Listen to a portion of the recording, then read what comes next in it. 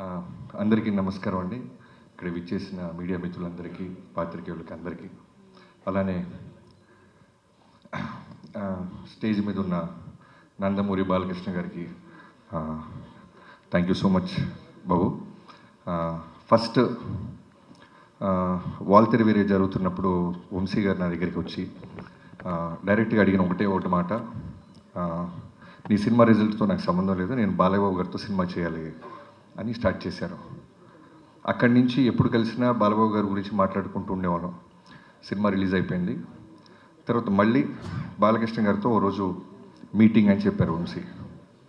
సరే ప్రిపేర్ అయ్యా. నాకు అంతకుముందు ఫస్ట్ టైం నేను బాలకృష్ణ గారిని కలిసింది ఒక 4-5 years బ్యాక్ ఎక్కడో పూరి జగన్నాథ్ గారి ఆఫీస్లో ఒక న్యూ ఇయర్కి Jan 1st రోజు పూరి గారు కాల్ చేసి, బాబీ నువ్వు అర్జెంటుగా రా, నీకు ఒక ఎక్స్ట్రాడినరీ పర్సన్ని పరిచయం చేయాలి అన్నారు. పేరు చెప్పలా. నేను చాలా ఉత్సాహంగా కార్ వేసుకొని వెళ్ళిపోయాను. న్యూ ఇయర్ రోజు పైకి వెళ్ళేసరికి సడన్గా ఒక వ్యక్తి చాలా సింపుల్గా కూర్చొని చాలా నార్మల్గా క్యాజువల్గా మాట్లాడుతూ అందరినీ నవ్విస్తున్నారు. అక్కడ చూస్తే బాలయ్యబాబు గారు. నాకు గుండెల్లో డంగ్ డంగ్ డంగ్ డంగ్ అని వెళ్ళి కూర్చున్నాను. చాలా కూల్గా మాట్లాడారు. ఆయన సెన్స్ ఆఫ్ హ్యూమర్ ఆ రోజు ఫస్ట్ టైం నేను చూసా. మనం చాలా వింటుంటాం బాలయ్యబాబు గారి కోపం, బాలయ్యబాబు గారు సీరియస్గా ఉంటారు, అది ఇదని. ఇవన్నీ అన్స్టాపుల్ బిఫోర్. తర్వాత అన్స్టాపుల్ స్టార్ట్ అయిన తర్వాత దానికి ముందుగా తేజు గారికి థ్యాంక్ యూ.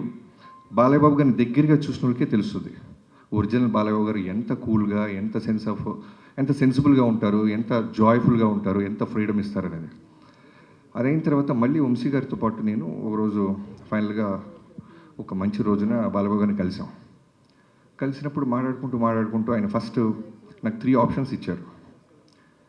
నేను సార్ అని పిలుస్తుంటే, బాబీ నువ్వు 3 options ఇస్తానమ్మా, 3 ఒకటి చూస్ చేసుకో అన్నారు. ఏంటి బాబు? ఏంటి సార్ అన్న. Call me bro Bala and one more thing, Bala bro, okay 2 Bala or bro, ఈ రెండిట్లో ఒకటి సెలెక్ట్ చేసుకో అంటే నేను బాలా బ్రో బాబు 3 ఒకటి సెలెక్ట్ చేసుకో అన్నారు. నేను వెంటనే బాబు అన్న, బ్రో అల్లేలో బాలా అల్లేలో. సో అక్కడి నుంచి స్టార్ట్ అయింది బాలబాబు గారితో. సో ఆ రోజు కథ గురించి తక్కువ మాట్లాడుకున్నాం. ఫస్ట్ ఏం చేశారంటే ఆయన నన్ను చాలా కూల్గా, నేను ఇలా ఉండబోతున్నాను త్రూఅవుట్ సినిమాకి అనేది అర్థమయ్యేలాగా నా ముందు ఆయన ఉన్నారు. చాలా గ్రౌండెడ్, చాలా కూల్గా. అసలు బాలకృష్ణ గారు ఆల్మోస్ట్ 2 hours కూర్చుంటే ఇంత కూల్గా ఉంటారా అని ఒక పాజిటివ్ ఎనర్జీ. నిజంగానే ఆరా అని మాట్లాడుతుంటాం కదా, మనం ఆ ఆరాని చాలా రేర్గా చూస్తుంటాం, టెంపుల్స్లో ఉంటుంది. నేను ఆ రోజు విట్నెస్ చేశాను ఒక ఆరాని. ఆయన మాట్లాడుతుంటే, ఆయన ముందు కూర్చున్నప్పుడు తెలియకుండానే ఒక వైపు, మనలో ఏదైనా చిన్న భయాలు ఉంటాయి, అన్నీ పోతున్నాయి. అక్కడి నుంచి మొదలెట్టి కథ కంటే ముందు బాబీ మనం ఏం చేద్దాం అని మాట్లాడుతూ ఆయన ఇస్తున్న ఫ్రీడమ్తో ఆదిత్య 369లో ఉన్న ఒక విజువల్ చూపించారు ఆయన. సో మేము ఆల్రెడీ ఒక ఐడియా అనుకుంటున్నాం, ట్రావెల్ అవుతున్నాం. ఈ క్యారెక్టరు ఆయన ఇప్పుడు మాట్లాడేది ఏంటంటే, నా కోసం, నాన్నగారి తర్వాత నా కోసం వస్తున్న అభిమానుల కోసం నేను ఏదైనా కష్టపడతాను బాబీ. సో వాళ్ళు ఏం కోరుకుంటారు, సో వాళ్ళకి ఏదైనా ఇవ్వాలి అంటూ ఆ క్యారెక్టర్ గురించి చెప్పారు ఆయన. సో వెంటనే నేను నా టీంతో కూర్చొని వెళ్తున్న కథలో నుంచి మెల్లగా ఆ క్యారెక్టర్ని, ఆ లుక్లో ఉన్న క్యారెక్టర్ని ఇప్పుడున్న ప్రజెంట్ జనరేషన్కి దానికంటే నెక్స్ట్ బెస్ట్ ఇవ్వాలని కూర్చొని వర్క్ స్టార్ట్ చేశాం. నాకు తెలిసి కథ విషయంలో నేను ఎప్పుడు వినలేదు బాలకృష్ణ గారితో. కొన్ని ఫ్యూ మీటింగ్సే. కథ లాక్ అయిన తర్వాత మళ్ళీ ఏ రోజు ఎక్కడైనా ఒక మ్యాక్సిమం చాలా రేర్గా అడుగుతుంటారు ఆయన. అది కూడా ఎలా అడుగుతారంటే, రవి గారు ఇది ఓకేనమ్మా, ఇది ఓకే చూసుకో ఒకసారి, ఇది ఇలా కూడా చూడొచ్చా, ఇది ఇలా కూడా చెప్పచ్చా అంటే దాంట్లో ఏదో ఉన్నట్టు. సో వెంటనే నేను టీంతో బౌన్స్ బ్యాక్ వెళ్ళి వర్క్ చేయటం మొదలెట్టాను. అలా చాలామంది బాలయ్యబాబు గారికి ఫ్యాన్స్ ఉంటారు, డైహార్డ్ ఫ్యాన్స్ అంటారు. నేను వర్క్ చేస్తున్నప్పుడు నేను రాసిన ఒకే ఒక పదం, ఆయన గురించి నేను తెలుసుకున్న తర్వాత రాసిన ఫస్ట్ డైలాగ్, ఒకడెవడో అంటాడు సినిమాలో, ఇతనికి శత్రువులు ఎక్కువ అని. దానికి బాలకృష్ణ గారి చేత ఒక మాట చెప్పించా, అరే ఓ సిఐ సాబ్ హమ్కో దుష్మన్ కమ్, జాన్ దేనే వాళ్ళ ఫ్యాన్స్ జాదా హై. సో అది నిజంగా బాలయ్యబాబు గారితో పనిచేస్తే ఫ్యాన్ అవటం కాదు, లవ్లో పడిపోయి అడ్మైరర్ అయిపోయి మనం ఫాలోవర్ అయిపోతాం. అంటే ఒక సినిమా రన్నింగ్లో ఉన్నప్పుడు నాకు ఏ రోజు కూడా మళ్ళీ ఈ హీరోతో ఇమీడియట్గా చేయాలి, మళ్ళీ కథ రెడీ చేయాలని ఏ రోజు అనిపించలే. ఫస్ట్ టైం నా కెరీర్లో మళ్ళీ బాలకృష్ణ గారితో మళ్ళీ దీనికంటే బెస్ట్ కథ చేయాలని ఆలోచనలు మొదలైనవి. అలాంటి బాలయ్యబాబు గారు ఆరా అది. ఎంత ఫ్రీడమ్ ఇస్తారంటే ఇవాళ రోజున డాకు మహారాజ్ గురించి అందరూ పొగుడుతున్నా, విజువల్స్ బాగున్నాయి, యాక్షన్ బాగుంది, అన్నీ బాగున్నాయి అంటున్నాను. దానికి కారణం ఆయన ఇచ్చిన ఫ్రీడమ్. ఎంత అట్మోస్ట్ రెస్పిస్తారంటే డైరెక్టర్గా, అది నాకు ఆనందం కన్నా విపరీతమైన బాధ్యతని, బరువుని పెంచేసింది. ఈయన ఇంత నమ్మేస్తున్నారు వాళ్ళని. అంటే లిటరల్గా చెప్తున్నాను, ఓ డైరెక్టర్ వెళ్తున్నప్పుడు ఆయన సిగరెట్ కూడా తాగరు. అంటే ఆయనకున్న స్టార్డమ్కి, ఆయనకున్న ఆరాకి, ఆయనకున్న ఫిల్మోగ్రఫీకి. నాకు 6వ సినిమా నేను దాక్కుని వెళ్ళాల్సి వచ్చేది. ఆయన నన్ను చూసి సిగరెట్ పడేసేస్తారు, వెంటనే లెగిసి మాట్లాడతారు, డైరెక్టర్ గారు వస్తున్నారు సైలెంట్గా ఉండండి అంటారు. ఇలాంటి ఒక ఒక ఒక సూపర్ స్టార్డమ్ ఉన్న హీరో ఎందుకు గాడ్ ఆఫ్ మాసెస్ అయ్యారు, ఇవన్నీ నేను దృష్టిలో పెట్టుకొని ఏదో ఒక విధంగా ఇంత ఫ్రీడమ్ ఇస్తున్నారే, ఇంత గాడ్ ఆఫ్ మాసెస్ హీరో నా చేతిలో ఉన్నారు కదా, మనం బెస్ట్ ఇవ్వాలి అని ఇప్పటిదాకా నేను గర్వంగా చెప్తున్నాను. ఇంకా వర్క్ చేస్తూనే ఉన్నాను, చేస్తాను కూడా. ఈ సినిమా జాన్ 12న ఒక టీం అందరం కలిసి, ఇది నా ఒక్కడి కృషి కాదు, హానెస్ట్గా చెప్తున్నాను, ఒక సైన్యంతో. ఇంకో డైలాగ్ కూడా ఉంటుంది, ఎవడో అంటాడు ఆయన వెనకాల ఒక ముఠా ఉంది అనేదో, అంటే ముఠా కాదు సైన్యం అంటారు. సో అలాంటి ఒక సైన్యం స్టార్ట్ చేస్తే డిఓపి విజయ్ కార్తిక్ కన్నన్ గారు. నేను జైలర్కి ముందే ఒకసారి ఎప్పుడో మాట్లాడాము, నేను వంశీ గారు. అంటే ఏమైపోయిందంటే వంశీ గారు తను కూడా అంతే, చాలా చాలా అంటే బాలకృష్ణ గారికి బెస్ట్ ఇవ్వాలి బాబీ, బెస్ట్ ఇవ్వాలి బాబీ అనేది మనోడు ఎప్పుడు కలిసినా. సో విజయ్ కార్తిక్ కన్నన్ గారి గురించి అడగంగానే వెంటనే టచ్లోకి వెళ్ళి ఆయన పిలిపించి కథ చెప్పడం జరిగింది. సో విజయ్ గారిని ప్రాజెక్ట్లో తీసుకురావడానికి ఫస్ట్ నేను థ్యాంక్స్ చెప్పాల్సింది వంశీ గారితో పాటు ఈక్వల్గా తేజు గారికి. సో నేను తేజు గారికి చెప్పి ఫిల్మోగ్రఫీ అంతా పంపించి, నేను వంశీ గారు ఇలా అనుకుంటున్నాం, ఒక కలర్ ప్యాలెట్ మారుద్దాం, నాన్నగారిని అందంగా చూపించాలి. నా స్వార్థం ఏంటంటే బాలకృష్ణ గారిని ది బెస్ట్ లుక్ ఇచ్చాడు బాబీ అనిపించాలి తేజు గారు అంటే. వెంటనే నాన్నగారితో మాట్లాడి విజయ్ గారి ఫిల్మోగ్రఫీ చూపించగానే ఇమీడియట్గానే యాక్సెప్ట్ చేశారు. సో జనరల్గా ఒక సినిమా అయిపోతుంటే మనం చాలా పనులు అయిపోయినట్టు ఉంటుంది, కానీ ఈ సినిమాకి చాలా ఎమోషన్గా ఉంది. ఒక బెస్ట్ డిఓపితో పనిచేశాను, ఒక బ్రదర్ అనాలా, తమ్ముడు అనాలా, అన్న అనాలా. అంటే ఒకసారి ఎప్పుడో నాకు ఎక్కడో ఒక సేయింగ్ విన్నా, ఒక సినిమా డెలివరీ చేయాలంటే 24 క్రాఫ్ట్స్ ఒక డైరెక్టర్కు ఉన్న విజన్ని వాళ్ళు కూడా అలానే చెడగొట్టకుండా ఇమాజిన్ చేయాలి. బెటర్ చేయకపోతే పర్వాలేదు కానీ చెడగొట్టకూడదు. సో విజయ్ గారితో మొదలెట్టి నేను కథ అనుకున్నది ప్రతిరోజు, అంటే షూటింగ్కి జనరల్గా వచ్చే డిఓపిస్ని చూస్తాం, కానీ రైటింగ్ కూడా వచ్చేవాడు విజయ్ గారు. నాతో పాటు కూర్చుండేవాళ్ళు, నాతో పాటు వాదించేవాళ్ళు, ఎన్నో మాట్లాడుకునేవాళ్ళం. చాలా గుడ్ సోల్. సో ఇప్పటిదాకా నా కెరీర్ లేని బెస్ట్ ఎందుకు వచ్చిందంటే, నా కథని ఫస్ట్ టైం ఆయన ఐస్తో చూశాడు. బాబీ గారు ఏంట్రా గొడవ పడుతున్నాడు, ఇదా వీడికి కావాల్సిందే అని. First day I still remember Balayya Babu గారి మీద ఒక షాట్ పెట్టాం మనం వెంకట్ మాస్టర్ నేతృత్వంలో. ఆ రోజు అనుకున్నా I took a biggest nice decision. Thank you so much bro, I love you so much. ఈ డాకు మహారాజ్ అనేది నీ కెరీర్స్ బెస్ట్, నా careers best. And Venkatanna, Balakrishna గారితో ఆల్రెడీ 2-3 సినిమాలు చేసావు. సో చెప్పాను కదా బెస్ట్ ఇవ్వాలి అని, వాళ్ళని కూడా రైటింగ్ టేబుల్ మీదకి పిలిచేవాడిని. సో తను కూడా మాతో పాటే కూర్చొని మిగతా సినిమాలు చాలా సినిమాలు క్యాన్సిల్ చేశాడు బాబు మన సినిమా కోసం. తను డేట్స్ ఎగ్గొట్టి బాలకృష్ణ గారికి బెస్ట్ ఇవ్వాలని ఎన్నో సిట్టింగ్స్కి వచ్చి నీ బెస్ట్ ఇచ్చావన్నా. సో ఇంటర్వెల్, ఇంట్రడక్షన్, సెకండ్ హాఫ్లో శాండ్ స్టామ్, ఊచకోత థియేటర్లో అరాచకం, ఇవన్నీ చిన్న పదాలు చూసి ఫీల్ అయ్యి ఇప్పటికీ ఒక 200 సార్లు చూసి ఉంటాం. మా అందరికి అదే వైబ్రేషన్ వస్తుంటే డెఫినెట్లీ తెలుగు ప్రేక్షకుల గురించి నాకు తెలుసు.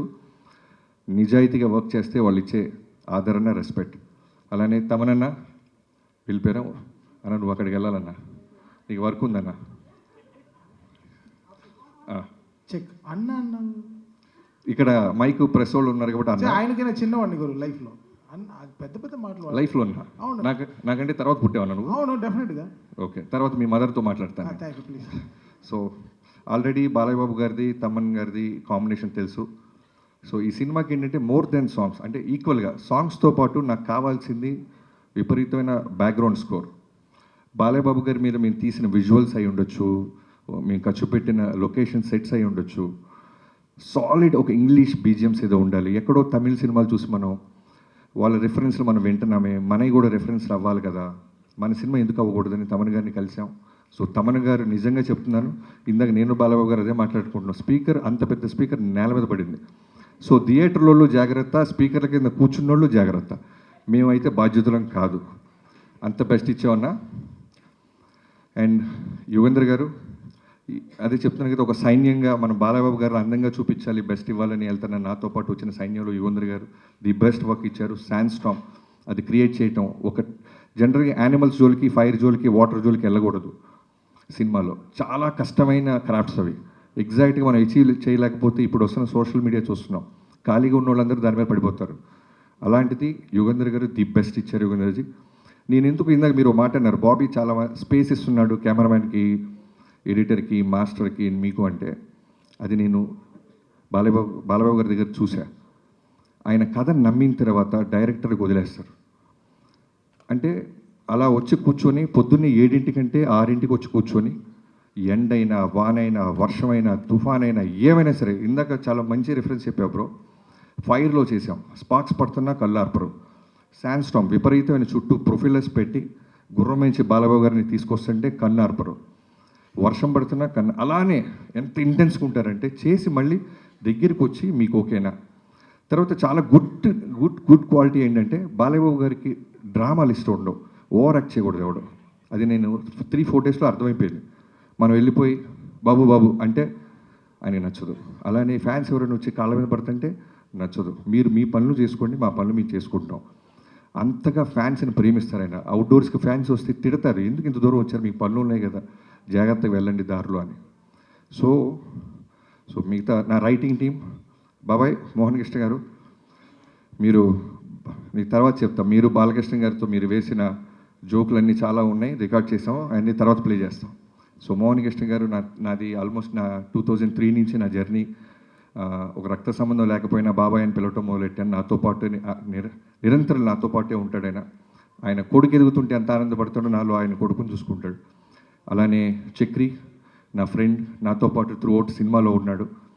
ఫ్యామిలీకి నాలాగే దూరంగా ఉన్నాడు, ఎన్నో ఎఫర్ట్స్ పెట్టాడు. బాలబాబు గారికి బెస్ట్ ఇవ్వాలి, బాలబాబు గారు బెస్ట్ ఇవ్వాలి, మా బాబాకి బెస్ట్ ఆపర్చునిటీ వచ్చింది అని. And Vineet, thank you so much. Teasers, promos, posters అన్నీ ఎన్నో బాధ్యతలు తీసుకొని నువ్వు టిల్ డేట్ ఎక్స్ట్రాడినరీగా మనం రిలీజ్ చేస్తున్నావు. చాలా స్పీచ్ పెద్దదైపోతుంది గైస్, నిజం చెప్తున్నా, ఈ సినిమాకి చాలా ఫంక్షన్స్ ఉంటాయి. ఇవ్వాలే చెప్తున్నాను, ఎవరైనా ఉంటే మార్క్ చేసుకోవచ్చు. వీడింత బిల్డప్ ఇచ్చాడు ఎక్కడన్నా ప్రమోషన్స్ అని. అనంతపూర్ మేము రాకపోవడానికి కారణం బాలబాబు గారు తిరుపతిలో జరిగిన ఇన్సిడెంట్కి ఇమీడియట్గా రియాక్ట్ అయ్యి, ఇలాంటి టైంలో మనం సెలబ్రేట్ చేసుకోవటం న్యాయం కాదు బాబీ, నా ఫ్యాన్స్ అర్థం చేసుకుంటారు, వాళ్ళు ఎంతో ఖర్చు పట్టారు, ఎంతో కష్టపడ్డారు. ఆల్మోస్ట్ 3-4 డేస్ నుంచి ఒక పండగగా వాళ్ళ దేవుడు వస్తున్నట్టు వాళ్ళందరూ రెడీ అయిన వాళ్ళు, ఒక్క బాలబాబు గారు ఫోన్ కాల్తో ఎవరు నెగిటివ్ అవ్వలేదు, ఎవరు అప్సెట్ అవ్వలేదు, సినిమా కోసం ఆగారు. ఒక ఎమ్మెల్యేగా బాలబాబు గారి మనసు అది, ఒక క్యాన్సర్ హాస్పిటల్ అధినేతగా బాలబాబు గారి మనసు అది అని అర్థం చేసుకున్నారు. నేను ఎక్కడో ఇంటర్వ్యూలో కూడా చెప్పాను, బాలబాబు గారి ఫ్యాన్స్ బాలబాబు గారిలాగే ఉంటారు, చాలా వరకు స్ట్రైట్ ఫార్వర్డ్. నచ్చినా నచ్చపోయినా, లైక్ ఎగ్జాంపుల్ వంశీ, తనకు నచ్చిన ప్రమాదమే, నచ్చపోయిన ప్రమాదమే. నచ్చితే పెద్ద పెద్ద స్టేట్మెంట్ చేస్తాడు, భయవేస్తుంటుంది, నచ్చకపోయినా అలానే ఉంటుంది. వంశీ గారు ఎంత ఫ్రీడమ్ ఇస్తారంటే, మా 130 రోజులు షూటింగ్ జరిగితే నాకు తెలిసి హార్డ్లీ ఒక 5-6 టైమ్స్ వచ్చి ఉంటారండి. యావిడికి రమ్మంటే పర్లేదు గురువు మీరు చూసుకోండి అంటారు. సినిమా అంతా రెడీ అయిన తర్వాత రావటం మొదలెట్టాడు. అంత స్పేస్, అంత ఫ్రీడమ్ ఇచ్చేవాడు వంశీ గారు. Thank you so much. I hope మీ డ్రీమ్ 15 ఏళ్ళగా వెయిట్ చేస్తున్న మీ డ్రీమ్ని ఈ సినిమాతో మనం బెస్ట్ ఇస్తున్నాం. మీరు ఇంకా బుక్ మై షో ఆ గొడవలో ఉన్నారు, ఓకే క్యారీ ఆన్, మన సినిమా కాబట్టి. అలానే editors Niranjan, thank you Niranjan, thank you so much, మీకు నిద్ర లేకుండా చేస్తున్నాను. అలానే Reuben bro, thank you so much, నువ్వు ఈ సినిమాకి ఇచ్చిన బెటర్మెంట్ కట్ చాలా చాలా హెల్ప్ అయింది. అంటే ఇటు సినిమాని చాలా పై స్థాయికి తీసుకెళ్ళింది. అండ్ శేఖర్ మాస్టర్ గారు and Shankar master, thank you so much. And Avinash Kolla గారు, నేను ఫస్ట్ టైం అవినాష్ గారితో పనిచేస్తున్నాను, ఆర్ట్ డైరెక్టర్. అంటే చెప్పాను కదా, నేను జనరల్గా దేవుణ్ణి, ముహూర్తాన్ని నేను నమ్ముతాను, కానీ బాలబాబు గారిని చూసిన తర్వాత వాటి వైబ్రేషన్ నిజంగానే నాకు అర్థమైంది. ఏ ముహూర్తాన ఆయన కథ విన్నారో, ఏ ముహూర్తాన ఆయన సినిమా పూజ ముహూర్తం పెట్టారో నాకు తెలియదు. ఆ రోజు నుంచి అన్నీ ఈ సినిమాకి పాజిటివ్ జరుగుతూనే ఉన్నాయి. అలానే అవినాష్ గారు one of the best art director. ఏ రోజు కూడా మాకు ఇది కాదు, ఇది అవ్వదు అని లేదు. జైపూర్, రాజస్థాన్, ఎక్కడికైనా వెళ్ళు, ఆ వరల్డ్లో అక్కడికి వస్తున్నారు, అక్కడ క్రియేట్ చేశారు. ఇక్కడికి వచ్చిన తర్వాత మాకు ఏదైనా బ్యాలెన్స్ ఉందంటే ఆ వరల్డ్ మొత్తం మాకు తీసుకొచ్చి పెట్టేవాళ్ళు. Thank you Avinash ji. Thank you so much. మీలాంటి ఒక టెక్నీషియన్స్తో నాకు ఈ సినిమాలో దొరకటం నిజంగా ప్రౌడ్గా ఫీల్ అవుతున్నాను. Thank you so much. Stage మీద ఉన్న మిగతా హీరోయిన్స్ అందరికీ, ప్రజ్ఞ, థ్యాంక్ యూ సో మచ్ ప్రజ్ఞ. నువ్వు ఎప్పటి నుంచో మనం మాట్లాడుకుంటున్నాం, కానీ ఎప్పుడు కథలో నేను అనుకున్న క్యారెక్టర్కి తను ఎప్పుడు నేను అప్రోచ్ అవ్వలేకపోయాను. ఎగ్జాక్ట్గా ప్రజ్ఞకి నేను కాల్ చేసినప్పుడు నేను ఇప్పటికీ నాకు ఆ వైబ్రేషన్ వస్తుంది. తను తిరుమల దేవస్థానానికి వెళ్ళి బయటికి రాగానే నేను కాల్ చేశానంట. సో ఒక సినిమాకి మంచి జరగాలంటే అన్నిటినీ ఆ దేవుడు భగవంతుడు ఇస్తాడనటానికి ప్రజ్ఞ ఒక one of the example. Thank you Pragna. Okay, thank you. అలానే శ్రద్ధ, ఈ సినిమాలో నీ క్యారెక్టర్ గురించి ప్రీ రిలీజ్ ఫంక్షన్స్లో తక్కువ మాట్లాడాలి, ఎందుకంటే I can't reveal it, but you are the best. The best చేసావు. ఎంత ఓపిక్గా ఎన్ని సైన్లైనా సరే డైరెక్టర్ గారికి మీకు ఓకేనా, చిన్న వాయిస్ పెంచాలన్నా, డౌన్గా మాట్లాడాలన్నా, thank you so much. And Urvashi అనగానే జనరల్గా సాంగ్స్ కోసం పిలుస్తారు, ఐటమ్ సాంగ్ చేసి పంపిస్తారు. ఇలా అనుకుంటున్న ఊర్వశిని మేము నిజంగానే ఈ సినిమాలో ఒక కీ క్యారెక్టర్గా వాడాం. చాలా చాలా అందంగా చూపించాం. చాలా బాగా చేసిన అమ్మాయి. Thank you Urvashi. ఈ సినిమాతో నువ్వు ఇంకా పెద్ద సినిమాలు చేస్తావని నేను నమ్ముతున్నాను. అండ్ ఈ సినిమాలో చాలామంది క్యాస్టింగ్ క్రూ ఉన్నారు, లైక్ చాందిని చౌదరి. తను హీరోయిన్గా చేసినా సరే మేము ఒక ఇంపార్టెంట్ క్యారెక్టర్ ఉందనగానే మా సినిమా పట్ల, బాలయ్యబాబు గారి పట్ల ఉన్న రెస్పెక్ట్కి తను యాక్సెప్ట్ చేసి ఈ సినిమాలో చిన్న క్యారెక్టర్ అయినా చేసింది. అండ్ బాబీ డియోల్ గారి గురించి చెప్పాలంటే, మేము ఏదైనా డెసిషన్ తీసుకునే ముందు ఫస్ట్ వన్స్ మేము లాక్ అయ్యే ముందు నేను, వంశీ గారు, బాలయ్యబాబు గారి దగ్గరికి వెళ్ళినప్పుడు ఒక 4-5 పేర్లు చెప్తుంటే ఆయన వెంటనే సడన్గా బాబీ డియోల్ కరెక్ట్ బాబీ అన్నారు.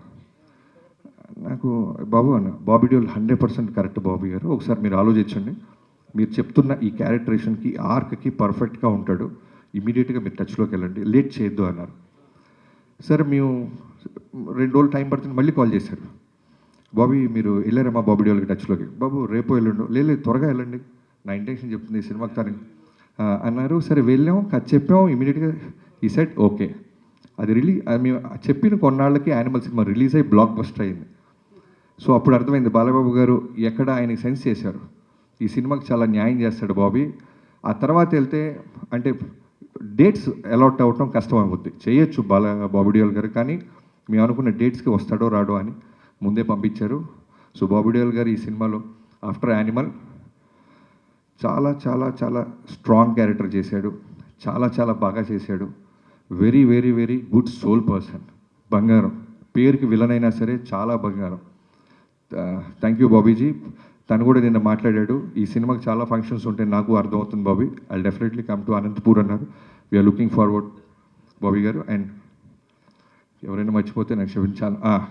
ఇక్కడ స్టేజ్ మీద నాకు రాగానే ఇందాక కొంతమందిని చూస్తే మనకి జనరల్గా చిన్న పోలీసు చూడగానే దొంగకి చిన్న భయం ఉంటుంది, అలా భర్త గారిని చూస్తే నాకు చిన్న చలక్గా పెడుతుంది. ఎందుకంటే బాలయ్యబాబు గారు కథ ఓకే అన్నారు, క్యారెక్టర్ ఏదో ఆయనకి పెద్ద కథ కూడా వింటారు. ఆయన ఒక క్యారెక్టరు, ఫ్యాన్స్ ఎలా మనల్ని ఎక్స్పెక్ట్ చేస్తుంటారు వాటి మీద ఫోకస్ చేస్తారు.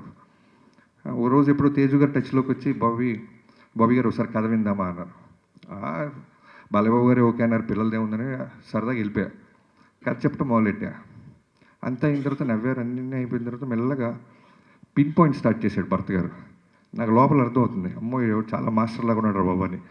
కొంతమంది అడుగుతుంటే అర్థమైపోద్ది, అడగాలి కదా అని అడుగుతారు, బట్ మనం రెస్పెక్ట్ ఇస్తాం, చాలా విన్నట్టు వినయంగా నటిస్తాం. కానీ సీరియస్గా చెప్తున్నాను బ్రదర్, ఆ రోజు నువ్వు అడిగిన పాయింట్స్ నిజంగానే చాలా ఎక్స్ట్రాడినరీ క్వశ్చన్స్ అడిగాడు. సో అవన్నీ నేను వచ్చి టీంతో, నాకున్న అలవాటు ఏంటంటే వెంటనే ఎవరు అడిగినా సరే నేను ఎందుకు అడుగుతున్నారు కామన్గా ఈ పాయింట్ అని వచ్చి టీంతో కూర్చొని నా టీంతో వర్క్ చేస్తాను. అలా వర్క్ చేసిన తర్వాత చాలా బెటర్మెంట్స్ జరిగినాయి. ఆ తర్వాత ఎప్పుడో తేజు గారికి నేను టీజర్ ఏదో రెడీ అయింది చూస్తారా అంటే భర్త గారు కూడా వస్తున్నారన్నారు. మళ్ళీ టెన్షన్, అమ్మో వస్తున్నా, ఇప్పుడు ఆల్రెడీ సినిమా తీసేసాం చూసేయమంటారా. రాగానే సర్ప్రైజింగ్ ఒక అరగంట సినిమా చూపిస్తే తెగ ఎంజాయ్ చేశారు, ఆయన నవ్వుతూనే ఉన్నారు. ఆ రోజు ఫిక్స్ అయిపోయా, ఈ సినిమా బ్లాక్ బస్టర్.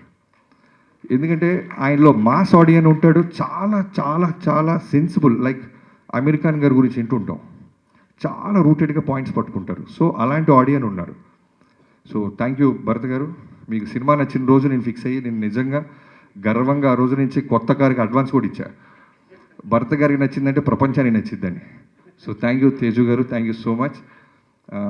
సుమ గారు థ్యాంక్ యూ, క్షమించాలి ఇంకేమైనా మర్చిపోతే. నిజంగానే మిక్సింగ్లో ఇంకొక చిన్న వర్క్ ఉంది, నేను బయలుదేరాలి. బాబు బాబు థ్యాంక్ యూ సో మచ్. నా లైఫ్లో ఈ cinema Daaku Maharaj with NBK గారు 109 నా లైఫ్లో మర్చిపోలేను. నేను జనరల్గా పెద్ద పెద్ద స్టేట్మెంట్స్ ఈను, తొడలుగా కొట్టను. మీకోసం స్టేజ్ మీద సక్సెస్ రోజు తొడ కొడతా బాబు. తొడ కొట్టే సినిమా తీసాం, మిమ్మల్ని అందంగా చూపించాం, మిమ్మల్ని ఎమోషనల్గా చూపించాం. బాలబాబు గారిలో ఎంత మంచి నటుడు ఉన్నారో మనకు తెలియంది కాదు. సో బాబీ సైడ్ నుంచి ఎక్కడో రవ్వంతా నేను నా సైడ్ నుంచి ఏదో తీసుకురావాలి. బాలబాబు గారితో అందమైన కాస్ట్యూమ్స్ వేయించాలి, బాలబాబు గారితో అగ్రెసివ్ యాక్షన్ చేయాలి. చాలామంది నా ఫిల్మోగ్రఫీలో సినిమాలు చూసి ఇంట్రో బాగా తీస్తావు ఇది అంటారు. సో బాలకృష్ణ గారితో చేస్తున్నప్పుడు నాకేమైపోయిందంటే, నేను మా పాపతో సింగపూర్ వెళ్ళాను 2 years బ్యాక్. నిజంగా ఫస్ట్ టైం లైఫ్లో ఒక పెద్ద జూ ఉంది, సింహాన్ని చూసా. అంటే భయము ఆశ్చర్యం రెండు వెళ్ళినాయి. ఓ సింహం ఎంత ఉంటుందా, అది చాలా సైలెంట్గా చూస్తుంటుంది సింహం. మామూలు మిగతా యానిమల్స్లో గొడవ చేయదు, అటు ఇటు జంప్, సెటిల్డ్గా అలా చూస్తుంది. అది అలా ఫాలో అవుతుంది నన్ను, నేను కార్లో ఉంటే. సో దాన్ని చూసినప్పుడు ఏ అయితే వైబ్రేషన్ వచ్చిందో బాలయ్య గారు చూసినప్పుడు అదే వైబ్రేషన్ ఉండేది. చాలా కామ్గా ఉంటారు ఆయన. నువ్వు ఏమి ఇచ్చినా సరే యుద్ధానికి రెడీ అంటే రెడీ అవుద్ది ఆ సింహం. లేదు సైలెంట్గా ఉండంటే సైలెంట్గా కూర్చొని అలా సర్కస్ అలా చూస్తుంటుంది. బట్ మేము డీల్ చేసింది సర్కస్లో సింహాన్ని కాదు, అడవిలో సింహంతో ఒక అద్భుతమైన ఆట ఆడాం. ఆ ఆట Jan 12th రాబోతుంది. మిగతా వాళ్ళందరికీ పేరు ఎవరైనా మర్చిపోతే నాకు క్షమించాలి. Thank you so much.